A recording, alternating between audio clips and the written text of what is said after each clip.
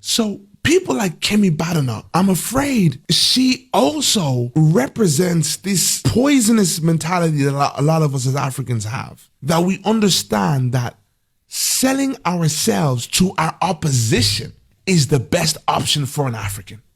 Selling ourselves to an opposition is the best option for an African. That is a belief that sits within the African. That it is better for me to play on the other team than to suffer with black people. If you do not know 5 people right now, whoever's watching this video, if you do not know at least 5 Africans who would not stick by black people once given the opportunity, what makes you think the leaders of African countries are going to do that?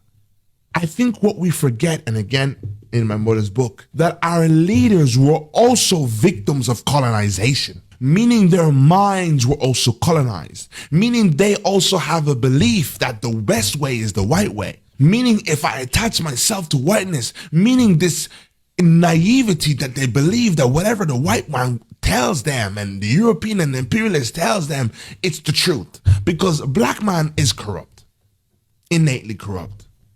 There's no desire, no belief, no heart for their own people. I've learned to have grace when I see elders, African elders, when I have loved ones, everyone who've looked at me with this mentality of, give up on Africa, it's rubbish. We're rubbish. We're rubbish. I had one Nigerian man call me and tell me how much Africa's just rubbish, with passion, veins popping out his head, telling me how rubbish Nigeria is and corrupt and just losing his mind. And I'm sitting here thinking to myself, am I not looking at this at a mentality?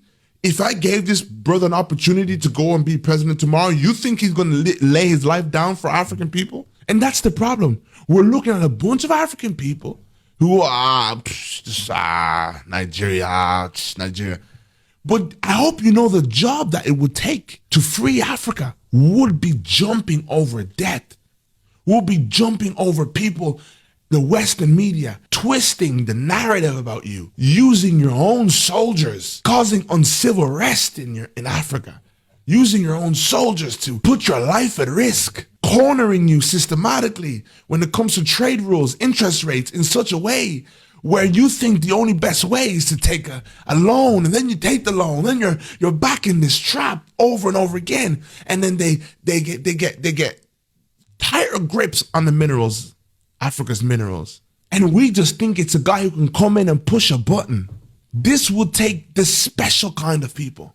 This will take the special type. This will take the once in a lifetime type people, the Mandelas, the guys who would sit and do a bid for 27 years. You name me one African who will sit and do a bid for 27 years. Maybe it won't be as like that no more, but it'll be different. Your life will be complex.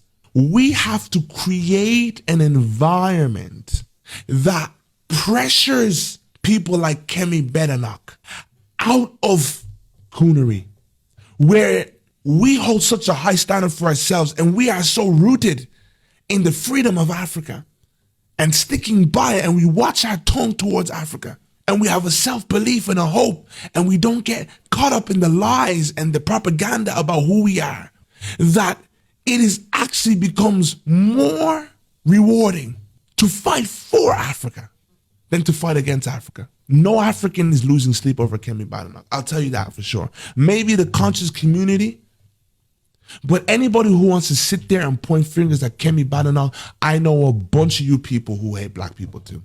I know a bunch of you people who hate black. I know a bunch of you people who would feel as if you would never delay your progress for black people. You wouldn't even give a post on behalf of racism. You would never delay your progress on behalf of African people. You would never delay what will feel like a delay, what would feel like a stumbling block. You would never do that on behalf of African people, because you were taught that African people are a lost cause. And I'm on a mission for you.